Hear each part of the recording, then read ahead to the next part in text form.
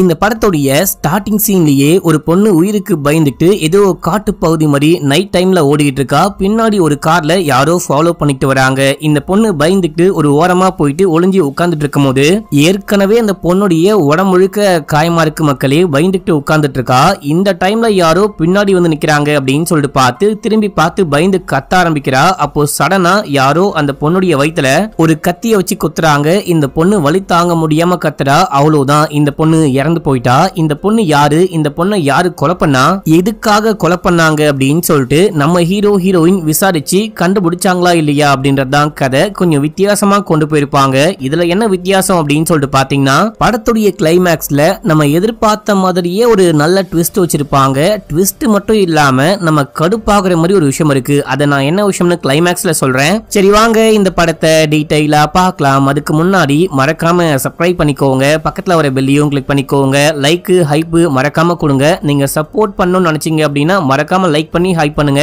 நிறைய பேர் ஒரிஜினல் லெதர்ல பேக்லாம் கொண்டு வாங்க அப்படின்னு சொன்னீங்க. ஆல்ரெடி இருக்கிற எல்லா லெதர் ப்ராடக்ட்டையும் நம்ம வந்துட்டு மேக் பண்ணி கொடுப்போம். இந்த பேக்கை மட்டும் மேக் பண்ணி வைக்க மாட்டோம் மக்களே. அதிகமா நீங்க ஆர்டரா கொடுத்தீங்க அப்படின்னா உங்களுக்கு பிடிச்ச மாதிரி, உங்களுக்கு பிடிச்ச கலர்ல, உங்களுக்கு பிடிச்ச சைஸ்ல லெதர்ல அப்படின்னு சொல்லிட்டு எல்லாமே பக்காவா ரெடி பண்ணி கொடுக்குறோம். தீபாவளிக்கு நீங்க என்ன ப்ராடக்ட் ஆர்டர் பண்ணாலும் 50% வரைக்கும் டிஸ்கவுண்ட் இருக்கு. பேக்கும் கூட நாங்க உங்களுக்கு மேக் பண்ணி கொடுப்போம். ஃபர்ஸ்ட் கமெண்ட்ல லிங்க் கொடுத்திருக்கேன் அண்ட் வாட்ஸ்அப்லயும் மெசேஜ் பண்ணலாம். மெசேஜ் பண்ணி உங்களுக்கு பிடிச்ச பேக்கை ஆர்டர் கொடுங்க, பக்காவா செஞ்சு கொடுக்குறோம். இப்போ நம்ம கடைக்குள்ள போயிடலாம். இப்போ அப்படியே அந்த பொண்ணை யாரோ கொலை பண்ணிட்டாங்க அப்படின்னு சொல்லிட்டு காமிச்சு இந்த படத்துடைய பேரை போட்டு ஸ்டார்ட் பண்றாங்க. அடுத்து நம்ம ஹீரோயினை காமிக்கிறாங்க. நம்ம ஹீரோயின் ஏசிபியா இருப்பாங்க. அவங்க வேலையெல்லாம் விட்டு அகமதாபாத்துக்கு போயிட்டு புருஷன் கூட சேர்ந்துட்டு அங்கேயே சைபர் கிரைம் டீம்ல வேலைக்கு ஜாயின் பண்ணிக்கலாம். நமக்கு கிரைம் டீம்லாம் வேணாம் அப்படின்னு சொல்லிட்டு எல்லாத்தையும் பேக் பண்ணிட்டு இருக்காங்க. மூட்டை முடிச்சையெல்லாம் கட்டிக்கிட்டு இருக்கும் போது ஒரு கால் வருது, ஒரு எமர்ஜென்சி, நீங்க உடனே கிளம்பி வாங்க, இங்க ஒரு டெட் பாடி இருக்கு அப்படின்னு சொல்லும் போது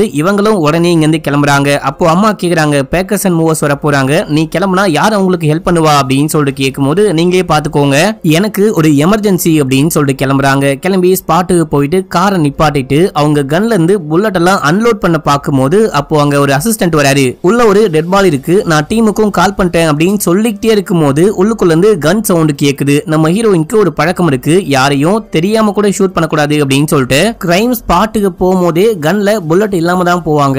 அதே போல அன்லோட் பண்ணலான்னு பார்க்கும்போது உள்ளுக்குள்ள இருந்து துப்பாக்கி சவுண்ட் கேக்குது. நீங்க போயிட்டு உடனே டீம் வர சொல்லுங்க அப்படின்னு சொல்லிட்டு இவங்க கன்னோட உள்ள போறாங்க.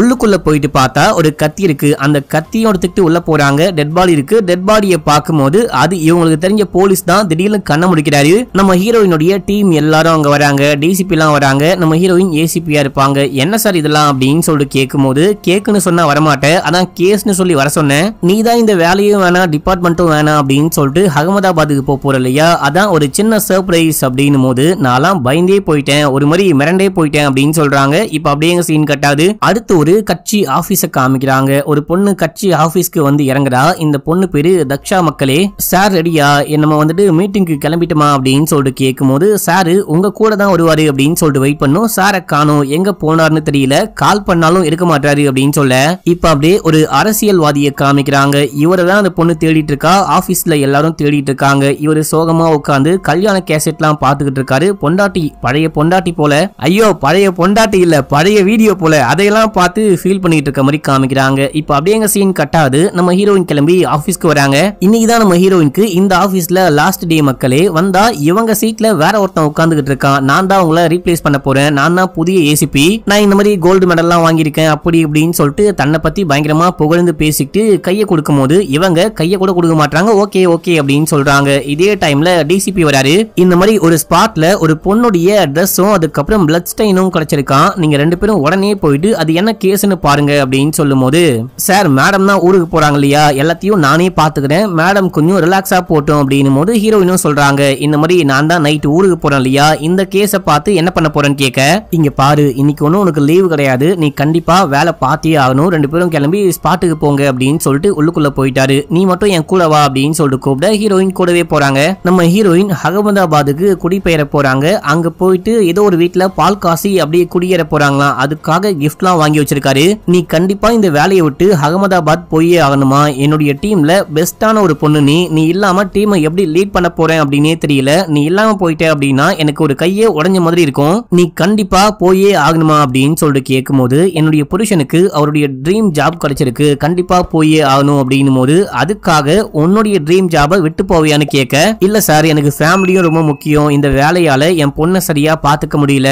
அண்ட் புருஷனுக்கும் எனக்கும் சரியா சண்டை வந்துட்டே இருக்கு, நான் கண்டிப்பா போயே ஆகணும் சாரி அப்படின்னு சொல்லிட்டு கிளம்பிட்டாங்க. இப்ப அப்படியே எங்க சீனை கட் பண்ணி அந்த அரசியல்வாதியை காமிக்கிறாங்க. இவர் அழுது முடிச்சுட்டு பார்ட்டி ஆபீஸ்க்கு வராரு. நேரா உள்ளுக்குள்ள போகும்போது இந்த தக்ஷா தான் கூடவே போயிட்டு என்ன விஷயம் இன்னைக்கு என்ன பண்ண போறாங்க அப்படின்னு சொல்லிட்டு எல்லாமே சொல்றாங்க. ஆக்சுவலா விமன் சேஃப்டிக்காக இவர் வந்துட்டு ஒரு ஆப் லான்ச் பண்ண சொல்லியிருப்பாரு. அந்த ஆப்புடைய வேலையெல்லாம் எப்படி போயிட்டு இருக்கு அப்படின்னு சொல்லிட்டு கூட ஒரு தாடிக்காரன் சுத்திட்டு இருப்பான். இந்த தாடிக்காரன் அரசியல்வாதியுடைய பெஸ்ட் ஃப்ரெண்டு, ஒரு நம்பிக்கையான ஆளு அப்படின்னு சொல்லிட்டு காமிக்கிறாங்க. அரசியல்வாதிக்கு ஒன்னு இந்த ஃப்ரெண்டுக்காரன் நம்பிக்கையான ஆளு, அதுக்கப்புறம் தக்ஷாவா துக்ஷாவா இந்த பொண்ணு ஒரு நம்பிக்கையான ஆள். மக்களே அந்த ஆப்ல ஒரு சின்ன கிளிச் இருக்கு, அதை சரி பண்ணிட்டா கூடிய சீக்கிரமே ஒரு வாரத்துக்குள்ள லான்ச் பண்ணிடலாம் அப்படின்னு சொல்லும் போது எல்லாம் ஓகே தான். இன்னைக்கு நைட்டு ஒரு காலேஜுக்கு ஃபங்க்ஷனுக்கு போறோம், அந்த ஃபங்க்ஷன்லயே நீ இந்த மாதிரி ஒரு ஆப்பை லான்ச் பண்ண போறேன்னு சொல்லிடு, நமக்கு வந்துட்டு முன்னெச்சரிக்கையா சொன்ன மாதிரி ஆயிடும் அப்படின்னும் போது அதெல்லாம் வேணாம், நம்ம பொறுமையா மொத்தமா முடிச்சுட்டு லான்ச் பண்ணிக்கலாம், அந்த டைம்ல சொல்லிக்கலாம், சும்மா எல்லா விஷயத்திலையும் அரசியல் பண்ணக்கூடாது அப்படின்னு சொல்றாரு. மக்களை பத்தி யோசிக்கக்கூடிய ஒரு நல்ல எங்கான அரசியல்வாதி அப்படின்னு சொல்லிட்டு காமிக்கிறாங்க. இப்ப அப்படியே எங்க சீனை கட் பண்ணா நம்ம ஹீரோ ஹீரோயின் ஸ்பாட்டுக்கு வந்துட்டாங்க. அந்த ஸ்பாட்டுக்கு போயிட்டு பார்க்கும்போது இவங்களுக்கு முன்னாடியே கொஞ்சம் லோக்கல் போலீஸ்லாம் வந்திருக்காங்க. அங்க இருந்து ஒரு ஹூடியை கண்டுபிடிச்சிருக்காங்க.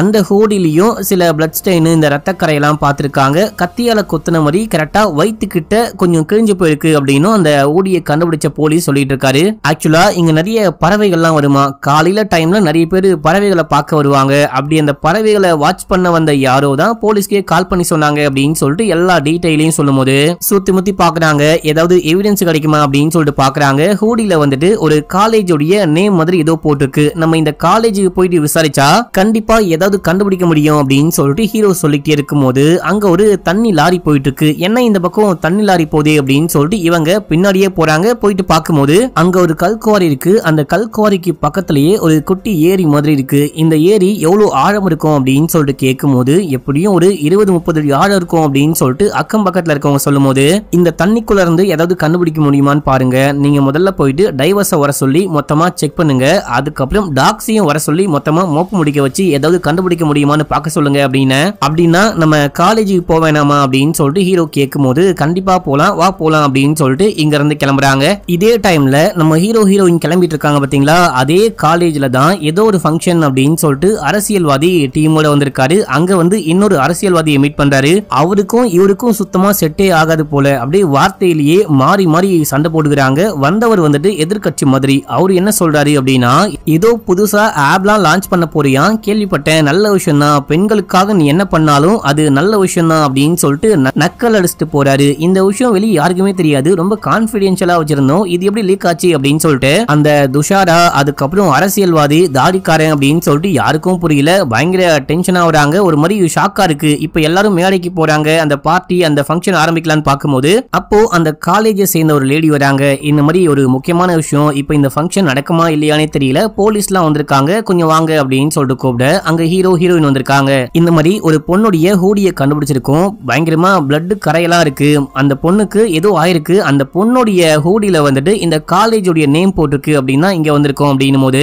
இதெல்லாம் ஒரு கேஸா, இந்த கேஸுக்காக இந்த பார்ட்டி இந்த ஃபங்க்ஷனை கண்டிப்பா கேன்சல் பண்ணியே ஆகணுமா அப்படின்னு சொல்லிட்டு அந்த இன்னொரு அரசியல்வாதி கேட்கும்போது இல்ல சார் இது ரொம்ப முக்கியம், அந்த ஹூடியில பயங்கரமா ரத்தக்கரை இருக்கு, அது மட்டும் இல்லாம கத்தியால வயிற்றுல குத்தந்துக்கான அந்த மார்க்கையும் பார்த்தோம், கண்டிப்பா அந்த அடிப்பட்ட பொண்ணும் பையனும் இறந்து போயிருக்க நிறைய வாய்ப்பு இருக்கு, ஃபர்ஸ்ட் 24 hours தான் ரொம்ப இம்பார்ட்டன்ட் அப்படின்னும் போது உடனே இந்த நல்ல அரசியல்வாதி சொல்றாரு, நீங்க சொல்றத பார்த்தா கொஞ்சம் பெரிய கேஸா இருக்கும் போல, நீங்க ஆரம்பிங்க, இந்த ஃபங்க்ஷன் இப்போ அவ்வளவு முக்கியம் கிடையாது அப்படின்னு சொல்லும் போது அந்த இன்னொரு அரசியல்வாதிக்கும் என்ன பண்றது அப்படின்னே தெரியல. சரி ஓகே ஆரம்பிங்க அப்படின்னு சொல்லும் போது ப்ரொஃபசர்லாம் கொண்டு வராங்க. இங்க ஒரு ப்ரொஃபசர் வராரு, இவரை நல்லாவே ஞாபகம் வச்சுக்கோங்க. இவர் என்ன சொல்றாரு அப்படின்னா, கட்டாயமா எல்லாருமே காலேஜுக்கு வரணும் அப்படின்னு சொன்னோம், ஆனா 4 பேர் மட்டும் காலேஜுக்கு வரவே இல்ல, அவங்க ஏன் வரலன்னு தெரியல, கால் பண்ணாலும் எடுக்க மாட்டாங்க அப்படின்னும் போது சரி ஓகே அவங்க 4 பேருடைய நம்பரை மட்டும் முதல்ல என்கிட்ட கொடுங்க, நாங்க விசாரிச்சுக்கிறோம், காலேஜ்ல மத்த யாராவது காணாம போனாங்களா, யாருக்காச்சும் ஏதாவது பிரச்சனையா அப்படின்னு சொல்லிட்டு நீங்களே விசாரிங்க, எங்க டீமும் விசாரிப்பாங்க அப்படின்னு சொல்லிட்டு அந்த 4 பேருக்கும் கால் பண்ணி பாக்குறாங்க.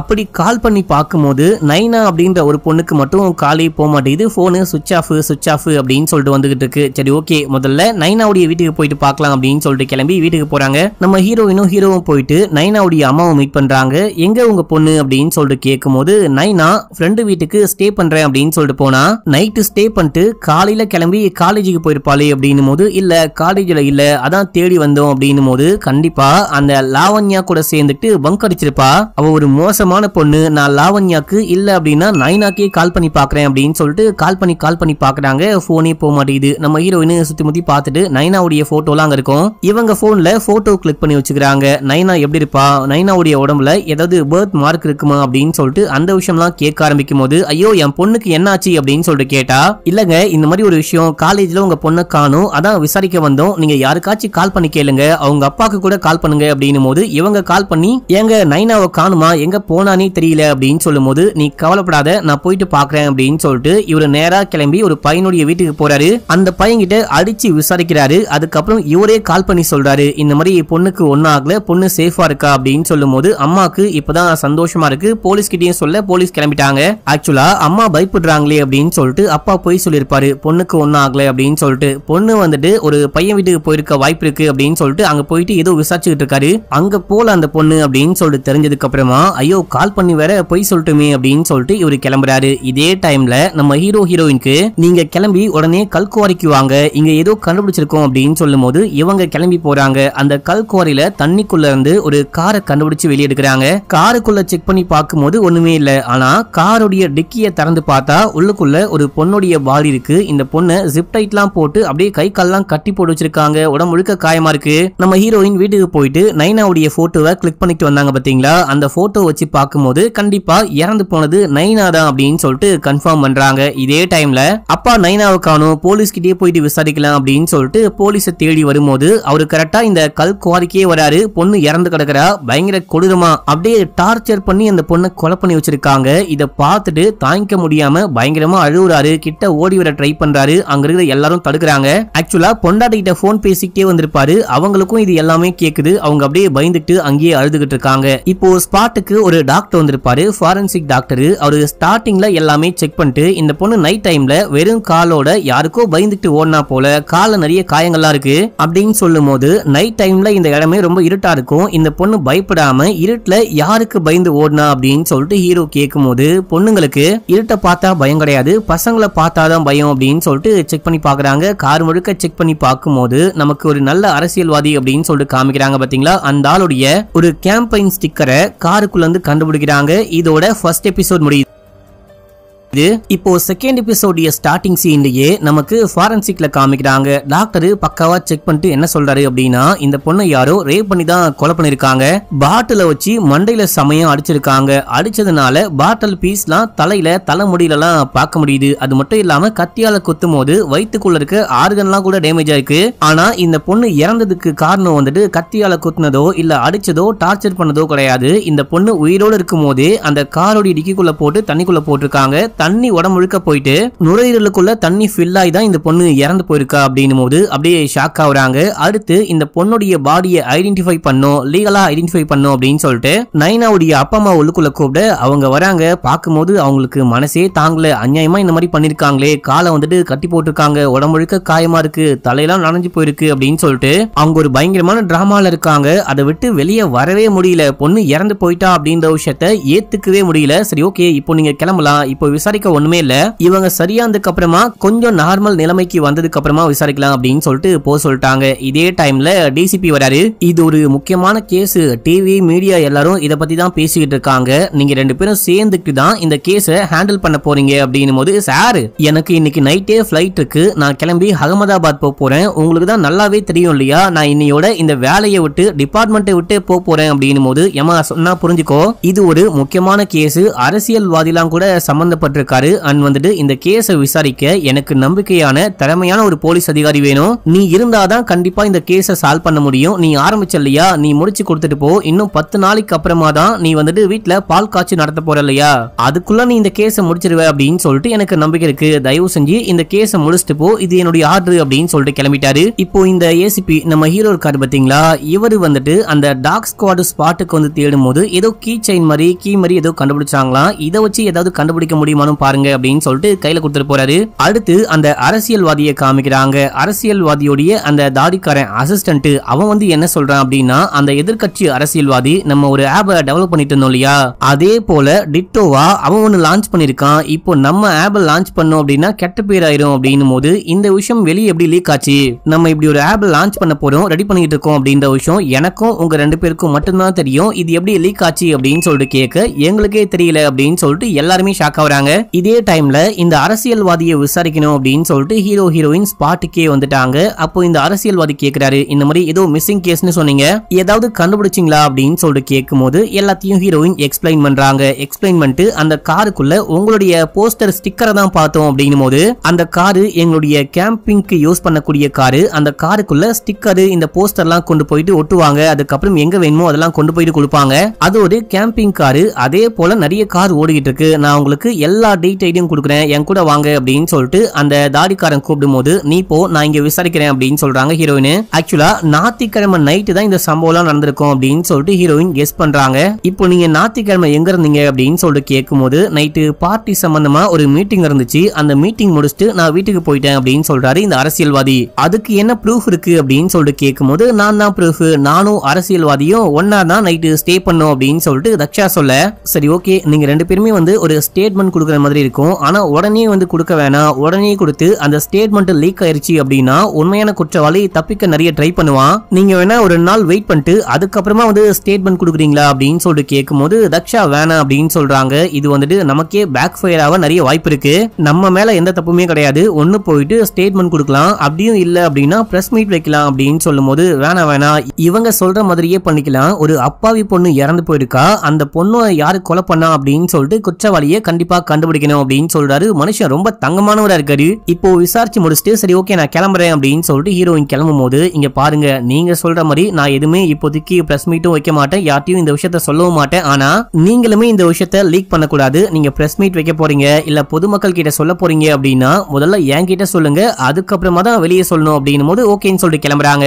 இப்போ தாடிக்காரனும் அந்த லேடியும் சேர்ந்துட்டு அரசியல்வாதிய செமையா திட்டிக்கிட்டு இருக்காங்க, நீ இந்த மாதிரி பண்றது சரியே கிடையாது, நம்ம வந்துட்டு முதல்ல போயிட்டு நம்ம கார்ல ஒரு டெட் பாடியை கண்டுபிடிச்சிருக்காங்க, அதுக்கும் எங்களுக்கும் எந்த விதமான சம்பந்தமும் கிடையாது, நாங்க இந்த மாதிரி பண்ற ஆளும் கிடையாது, அந்த பொண்ணுடைய டெட் பாடியை பார்க்கும் போதே பாவமா இருக்கு அப்படி இப்படின்னு சொல்லிட்டு நம்ம முதல்ல நம்ம அப்ரூவலா மாறிடலாம், நம்ம எதுவுமே பண்ணல அப்படின்னு சொல்லிடலாம். இது மட்டும் இல்லாம இறந்து போன பொண்ணுடைய வீட்டுக்கும் போயிட்டு அந்த பொண்ணுடைய அம்மா அப்பாக்கு ஆறுதல் சொன்னோம் அப்படின்னா இது கொஞ்சம் மக்கள் மத்தியில சிம்பத்தியை கிரியேட் பண்ணும், சிம்பத்தி ஓட்டு நிறைய வரும் அப்படின்னு சொல்லும் போது இதெல்லாம் தேவையே கிடையாது, அநியாயமா ஒரு பொண்ணு இறந்து போயிருக்கா, அந்த பொண்ணுடைய டெத்தை வச்சுலாம் நம்ம அரசியல் பண்ணக்கூடாது அப்படின்னு சொல்லிட்டு சரி ஓகே அந்த காரை அன்னைக்கு யாரு ஓட்டினா அதை முதல்ல கண்டுபிடி அப்படின்னு சொல்லிட்டு தாடிக்காரங்கிட்ட அரசியல்வாதி சொல்லிட்டு இருக்காரு.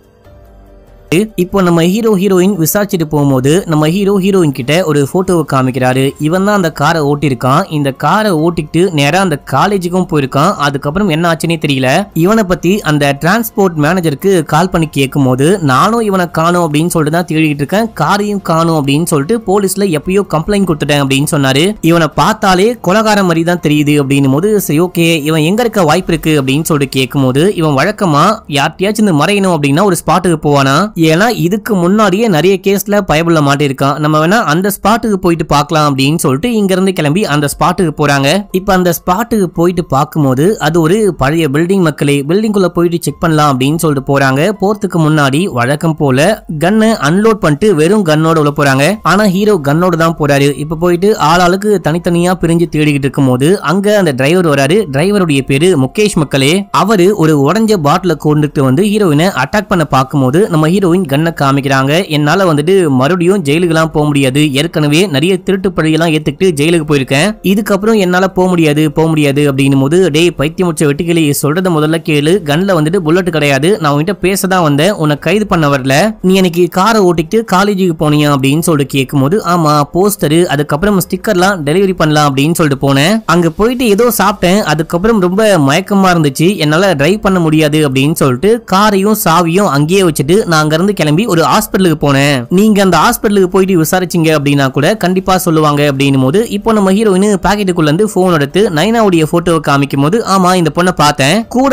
யாரோ ஸ்கெலிட்டன் மண்டை ஓடு அப்படின்னு சொல்லிட்டு ஏதோ சொல்ல வராரு. இந்த டைம்ல நம்ம ஹீரோ வந்து பார்க்கும்போது இவன் ஹீரோயினை அட்டாக் பண்ற மாதிரி தெரிஞ்சு ஷூட் பண்றாரு. ஷூட் பண்ண உடனே அடிபட்டு கீழே விழுகிறான். கீழே விழுந்து எந்திரிச்சு நான் தான் சொன்னல அப்படின்னு சொல்லிட்டு பின்னாடியே போக ஒரு செகண்ட் வெயிட் பண்றா அப்படின்னு சொல்லிட்டு ஹீரோயின் கூப்பிடுறாங்க. அதுக்குள்ள இவன் பயந்துட்டு பின்னாடி போயிட்டு தடுக்கி கீழே விழுந்து பயங்கரமா காயப்படுது. இப்போ இவனை தூக்கிட்டு போயிட்டு ஹாஸ்பிட்டல்ல அட்மிட் பண்றாங்க. அட பாவி, நான் தான் பேசிட்டு இருந்தேன் இல்லையா, அநியாயமா ஏன்டா ஷூட் பண்ணன்னு கேட்கும்போது ஏமா அவன் உன்னை கொலை பண்ண பாக்குறான் அப்படின்னு சொல்லிட்டு ஷூட் பண்ணி உன்னுடைய உயிரையே நான் காப்பாத்திருக்கேன், ஆக்சுவலா நீங்க எனக்கு தேங்க்ஸ் தான் சொல்லணும், இந்த மாதிரி குறை சொல்லக்கூடாது அப்படின்னும் போது நம்ம ஹீரோயினை எல்லாமே எக்ஸ்பிளைன் பண்ணிட்டு சரி ஓகே அவன் ஏதோ ஒரு ஹாஸ்பிட்டலுக்கு போனேன் அப்படின்னு சொல்றான், அந்த ஹாஸ்பிட்டலுக்காச்சும் போயிட்டு விசாரி அப்படின்னு சொல்லிட்டு கிளம்புறாங்க. இப்ப அப்படியே சீன் கட்டாது மறுநாள் காலையில காமிக்கிறாங்க. நம்ம ஹீரோயின் வீட்டுல இருக்கும் போது இந்த மாதிரி இந்த அரசியல்வாதியோடைய கார்ல தான் அந்த பொண்ணுடைய டெட் பாடியை கண்டுபிடிச்சிருக்காங்க அப்படின்னு சொல்லிட்டு நியூஸ் எப்படியோ லீக் ஆயிட்டு இருக்கு. இதை கேட்டு ஹீரோயின் பயங்கரமா ஷாக் ஆயிட்டு வெளியே வராங்க.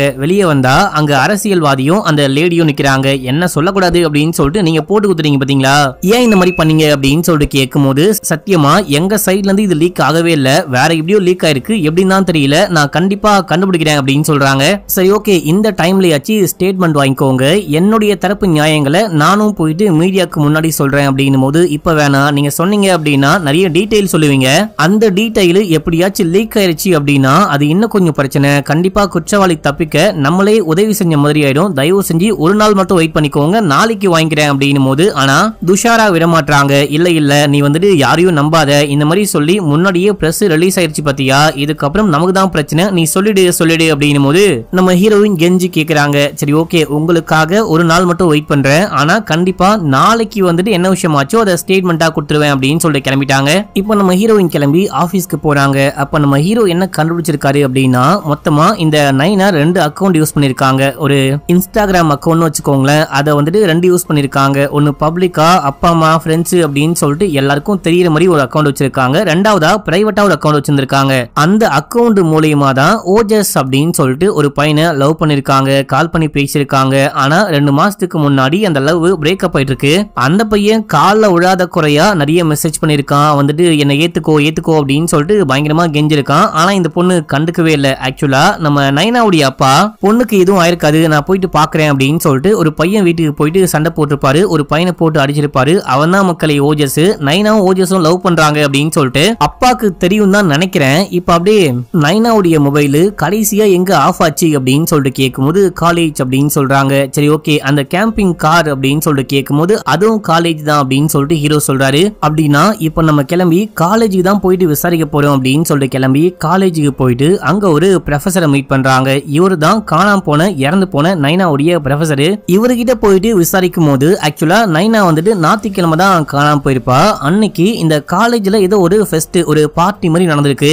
அன்னைக்கு நைட் எடுக்கப்பட்ட எல்லா போட்டோஸையும் ஒரு ஷேர் பண்றாரு. அதுக்கப்புறமா நைனாவுடைய பெஸ்ட் ஃப்ரெண்டான லாவண்யா அதுக்கப்புறம் அந்த ஓஜஸ் தனித்தனியா விசாரிக்க ஆரம்பிக்கிறாங்க. நைனா அன்னைக்கு நைட்டு எத்தனை மணிக்கு கிளம்பி போனான்னு கேட்கும் போது லாவண்யா சொல்றா 8 மணி அப்படின்னு சொல்றா. ஓஜஸ் வந்துட்டு 9 மணி மேலதான் இருக்கும் அப்படின்னு சொல்றான். அந்த பொண்ணு கிளம்பும் போது உங்ககிட்ட எதுவுமே சொல்லிட்டு போலையா அப்படின்னு சொல்லிட்டு லாவண்யா கிட்ட கேட்கும் போது அவ ஏதாவது இம்பார்ட்டன்டா போறேன் இல்ல என்கிட்ட சொல்லணும் அப்படின்னா தான் சொல்லுவா, இல்லனா சொல்ல மாட்டா, சொல்லாம கொல்லாம கிளம்பிட்டா அப்படின்னு சொல்றாங்க. இப்போ இந்த பையன் கிட்ட விசாரிக்கும் போது நீ கடைசியா நைனா கிட்ட எப்போ பேசின அப்படின்னு சொல்லிட்டு கேட்கும் போது 2 மாசத்துக்கு முன்னாடி பிரேக்கப் ஆகிறதுக்கு முன்னாடி பேசினேன், அதுக்கப்புறம் பேசுதில்ல அப்படின்னு சொல்றான்.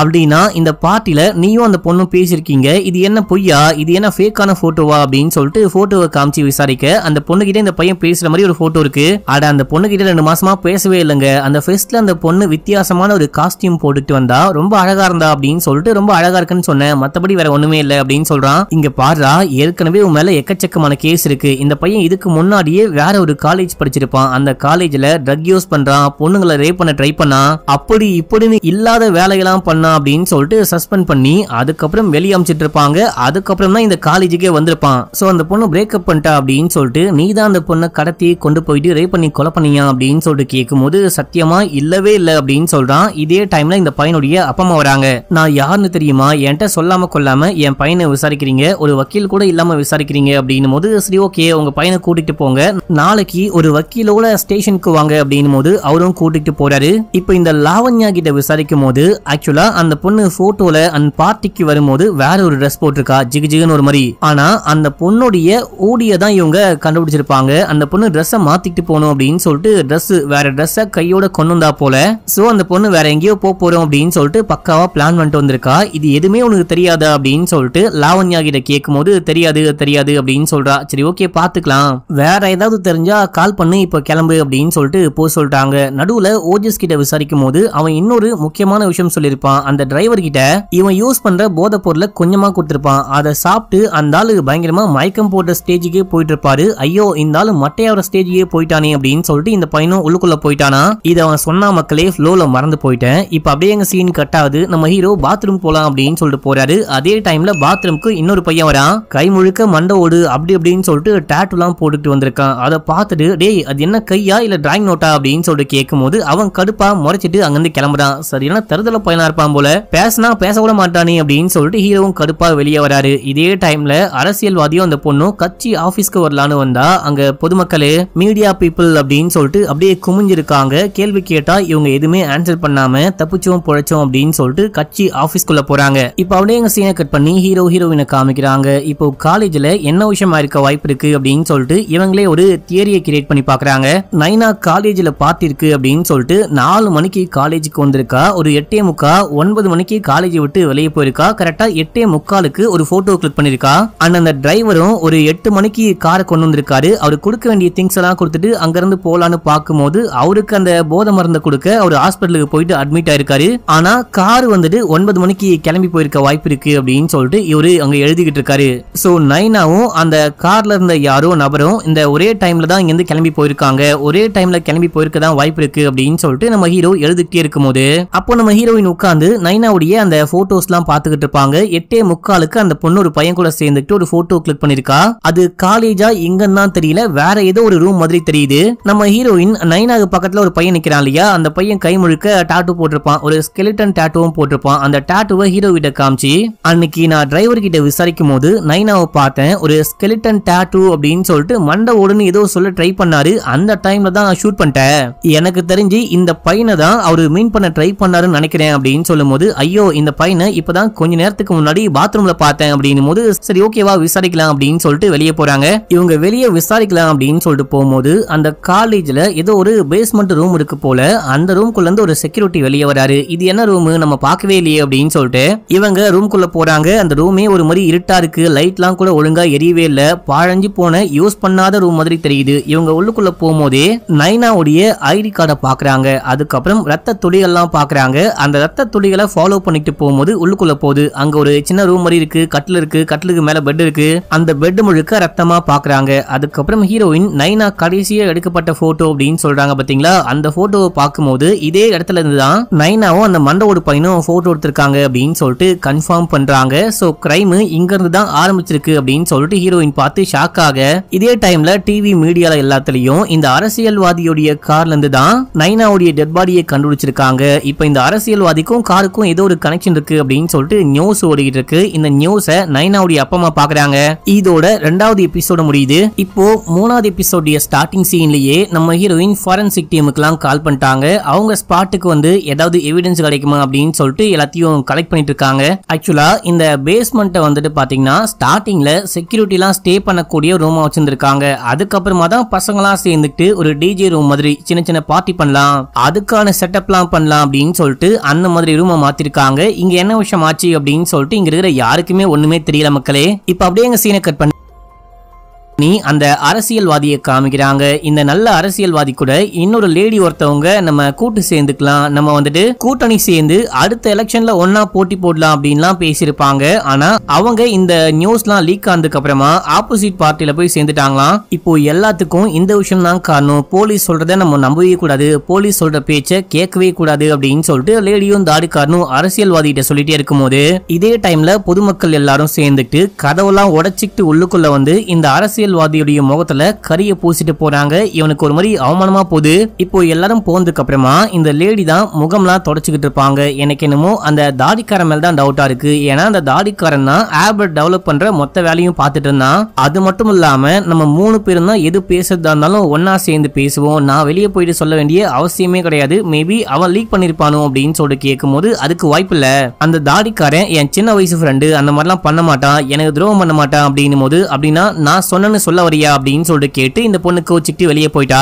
இந்த லேடி அரசியல்வாதியோடைய அசிஸ்டன்ட் மட்டும் கிடையாது மக்களே, 2 பேரும் லவ் பண்ணிட்டு இருக்காங்க, அஃபேர்ல இருக்காங்க, எப்படி வேணா சொல்லிக்கலாம். இந்த அரசியல்வாதி என்னதான் அவன் பண்ணிருக்க வாய்ப்பு இல்ல அப்படின்னு சொன்னாலும் ஒரு டவுட்டா இருக்கு. யாருக்கோ கால் பண்ணி இந்த மாதிரி அந்த லேடிய பத்தியும் விசாரி, தாடிக்காரனை பத்தியும் விசாரி, அவங்க 2 பேரும் என்ன பண்றாங்க ஏது பண்றாங்க அப்படின்னு சொல்லிட்டு எல்லா டீடைலும் எனக்கு தெரியணும். 2 பேர்ல யாரோ தான் போட்டு கொடுத்திருக்க வாய்ப்பு இருக்கு, அது யாருன்னு கண்டுபிடிக்கணும் அப்படின்னு சொல்லிட்டு போனை கட் பண்றாரு. இதே டைம்ல காலேஜ்ல காமிக்கிறாங்க. காலேஜ்ல நம்ம ஹீரோயின் இன்வெஸ்டிகேஷன் பண்ணிட்டு இருக்கும்போது அங்க டிசிபி வராரு. என்னமா எல்லா விஷயமும் லீக் ஆகுது, உங்க கண்ட்ரோல மீறி எல்லாமே நடக்குது அப்படின்னு சொல்லும்போது நானும் யாருக்கும் தெரியக்கூடாது அப்படின்னா ரொம்ப சீக்கிரட்டா மெயின்டைன் பண்ணேன், ஆனா இந்த விஷயம்லாம் எப்படி வெளியே லீக் ஆச்சு அப்படின்னே தெரியல அப்படின்னு சொல்ல, சரிவா வெளியே வந்துட்டு பிரஸ் மீடியா பீப்புள்லாம் வெயிட் பண்றாங்க, நம்ம போயிட்டு பேசுவோம் அப்படின்னு சொல்லிட்டு வெளியே போயிட்டு கேஸை பத்தி எல்லாமே சொல்றாரு. இந்த கேஸை தலைமை தாங்கி இன்வெஸ்டிகேஷன் பண்ண போறது ஆல்ரெடி பண்ணிக்கிட்டு இருக்கிறது நம்ம ஹீரோயின் தான். ஏசிபி மேடம் கூடிய சீக்கிரமே இந்த கேஸை முடிச்சிருவாங்க அப்படின்னு சொல்லிட்டு அங்கிருந்து கிளம்ப ஹீரோயின் பின்னாடியே வராங்க.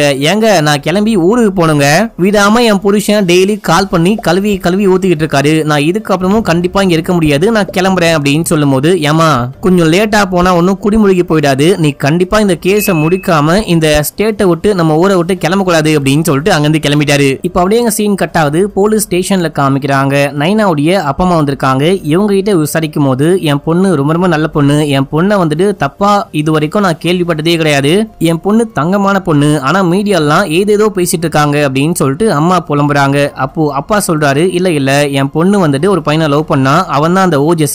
ஒரு நாள் நைட்டு ஃப்ரெண்டோடைய வீட்டுல ஸ்டே பண்ண போறேன், அந்த லாவண்யாவுடைய வீட்டுல ஸ்டே பண்ண போறேன் அப்படின்னு சொல்லிட்டு போன பொண்ணு அன்னைக்கு நைட்டு கால் பண்ணி ஓஜஸ் உடைய வீட்டுல பிக்கப் பண்ணுங்க அப்படின்னு சொன்னா, நானும் போயிட்டு பிக்கப் பண்ணி கூட்டிட்டு வந்தேன். ஓஜஸ் குடிக்கிற தண்ணிலயோ ஜூஸ்லயோ ஏதோ கலந்து கொடுத்து அந்த பொண்ணை போதையாக்கிட்டு ரேப் பண்ண ட்ரை பண்ணிருக்கான். நான் போயிட்டு பயங்கரமா கண்டிச்சிட்டு இன்னொரு வாட்டி இந்த மாதிரிலாம் பண்ணீங்கன்னா போலீஸ்க்கு போவேன் அப்படின்னு சொல்லிட்டு பொண்ணை கூட்டிட்டு வந்தேன் அப்படின்னு.